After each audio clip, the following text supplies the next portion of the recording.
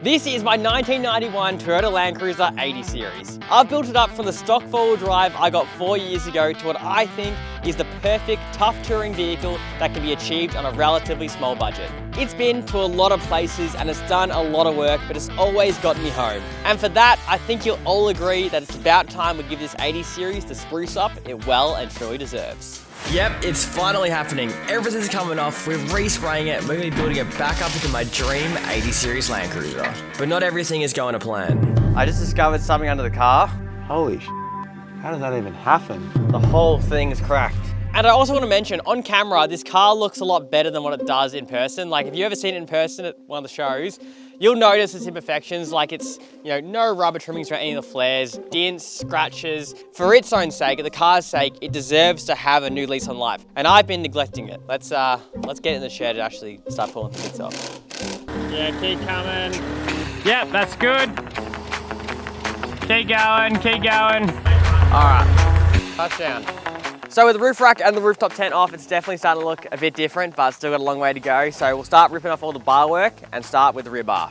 All right, so some of you might remember when I put this rear bar on, it was like 2 or 3 years ago. This is the Cruiser Company rear bar. As soon as I bought this 80 Series, I knew I wanted a rear bar because the factory tire location is right under there, and if you want to put a 33 in, I think it barely fits a 33, and even when it does, it makes your ground clearance become a lot worse, and they get damaged under there. Much better to have it on here. The other benefit of having it up here is you can store a bin bag, which I think is an absolutely must if you're going camping. So the big thing too about the rear bar is being able to carry jerry cans. So I carried 2 20-litre water jerry cans, which gave me 40 litres of water to carry around, which is perfect when camping. And the other good thing about it too, it makes this sort of area become your kitchen, because like instantly you'd be cooking here on the rear, but on the tailgate or whatever, and here you can wash your hands, do whatever, fill up pots and pans. So to me, a rear bar really makes the 80 Series like so much easier to camp out of. And on this side, with your tire, this becomes your ladder to essentially get up to your roof rack or whatever. So if you get, like when I used to get the swag down, I'd climb up here, climb up there, and then onto the roof rack. So yeah, definitely wouldn't have an 80 Series without a rear bar. They're an awesome bit of kit. For people wondering, these are just Pro-Quip jerry cans I got from Supercheap or whatever. But what people always ask me about is the taps I run. So these are Pope, I think they're called, from Bunnings. So usually a jerry can comes with that really crappy plastic tap. These I've had on here for as long as I had the rear bar, and they're so solid. So back in the Pajero days and the early 80 Series days, I'd run the jerry cans inside the back of the car and then make a long garden hose, feeding it all the way back out. But having it on the rear tailgate, like ready to go, so much better. Have you ever had to use a spare tyre? No, I actually haven't. I'm pretty lucky in that sense. Maybe you didn't need a rear bar after all. Really should have washed the car before I did this, eh? There you go, the old Aussie Arvo mud flap. Think about all the extra weight just carrying all this dirt around is costing me. You look like Scarface or something. Alright, now I think that Liam wanted to ask, well, he wanted to ask me, but I thought I'd run it through you guys first. Do we think on the new build I should have either custom plates or black plates instead of the Garden State Victoria green ones? I don't know, I like the retro thing because these are the original plates, so like it'd be cool to keep them, or at least keep the same theme. But they are also faded and the front one is absolutely cooked. True. So should I go black plates, should I go custom plates? I don't know, let me know in the comments. Or if I was to go custom plates, what should I do as the custom plates? We've got a few ideas in mind that we could potentially go, but I don't know, let me know. That's the one thing I do like about this car. They're the original plates. It's never been off the road. It's never been deregistered in its 30 odd years of life. So I feel like that is a pretty cool thing. There we go. It's officially off the road. All right, so the next thing to come off is the sliders. Now, this is one of the first actual bits of bar work I did at the car. The sills are one part you can't replace, so it's really important to make sure these are protected. So I was really quick to get a set of sliders on. Now, these are from Legend X. They've held up really well. Like, I haven't actually had to put them through that crazy stuff because I don't do crazy rock crawling or anything. But if I was to go sliders again, maybe next time I reckon I'd go one with a little bit more room, like a proper step, because the one thing I noticed, like even with the boot there, I've got barely any room to get a shoe on, which is really hard when you're trying to do stuff on the roof rack and stuff. So I think these visually look really good on the car. Like they look the best. They look better than the Step, I think. But in terms of practicality, it'd be nice if I had a little bit more room to stick a foot. But in saying that, we're going to take them off because we're going to need to get to all this stuff to respray, obviously. So yeah, we'll get them off. I don't know how I did this car up so much without having ratcheting ring spanners. They are the freaking best.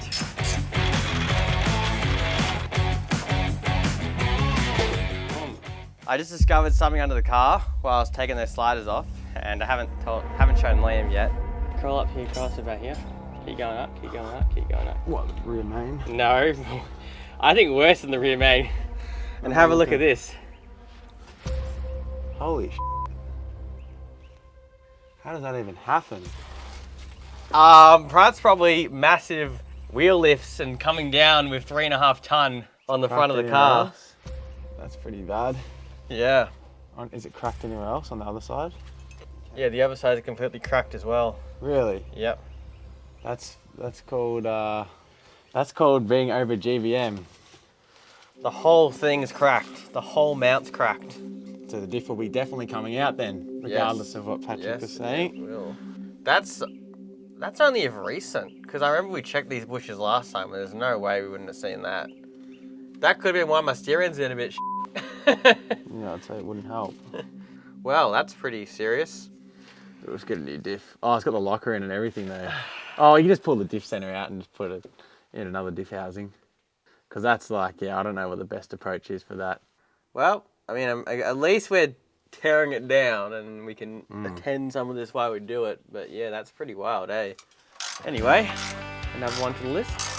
All right, so with the sliders off now, we've got the last bit of bar work to take off, which is the bull bar. Obviously, you would have seen that we actually resprayed this not long ago, but this one needs to come out because one, the winch is still broken from the Waddingans trip, so I need to fix that. But also, yeah, we need to take the bar work off to be able to get to everything. So this will come off, and yeah, should be good.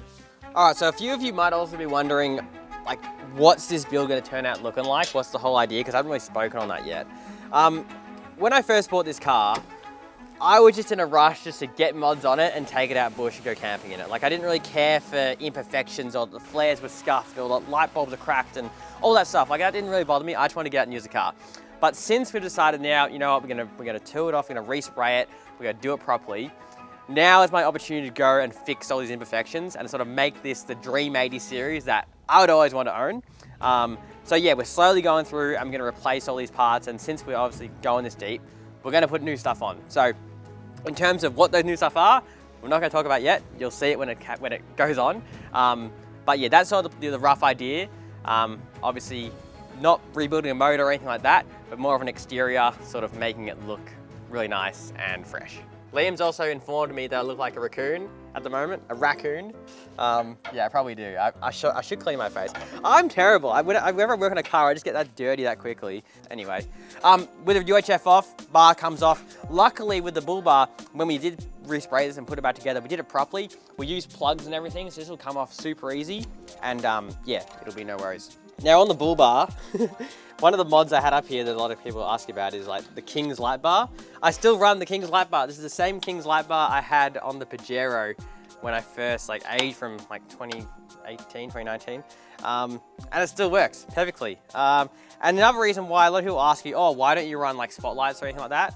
I used to actually have a pair of spotties. I used to have Supernova spotties on here and they're awesome. Like you can see really far and it's really awesome, but Liam and I don't really do heaps of night driving. We're always trying to get to camp early, like so we can do cooking and stuff. And we never really are on the road at nighttime that often. But in saying that, I think on the new build, I want to go a pair of spotties or just something a little bit brighter than this, just because, yeah, just so I can see a little bit better on the road, because the headlights are terrible on this thing. And this is good, but it just doesn't have quite the reach that I'd like. So I think on the new build, whether it's a higher performance light bar or some little spotties or some stuff on the roof, we'll see where I go with it. But yeah, we'll be getting something new.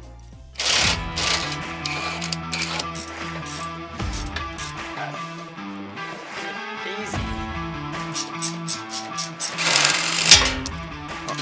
Oh, it's not as heavy as I meant. You forget how much accessories I put on it, like all this weight.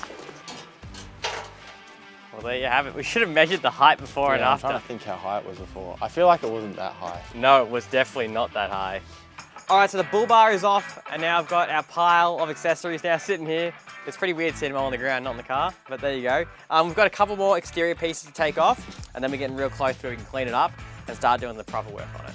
All right, so next we're gonna do all the weather shields. Now, these are the weather shields I've had on there since the beginning from Ocam. They've actually held up really well, considering everything I put them through. And considering they're just like, all it is double-sided tape, and they've held on through everything. So bloody well, like stick on there pretty well. I think they look pretty good in the car, and they obviously help keep the rain out when you have your window cracked. So yeah, good in that regard. But mine were a bit scratched up, so obviously they're all going to come off. I'm scared to see what's under here. There you go. Look at all that. Oh my god.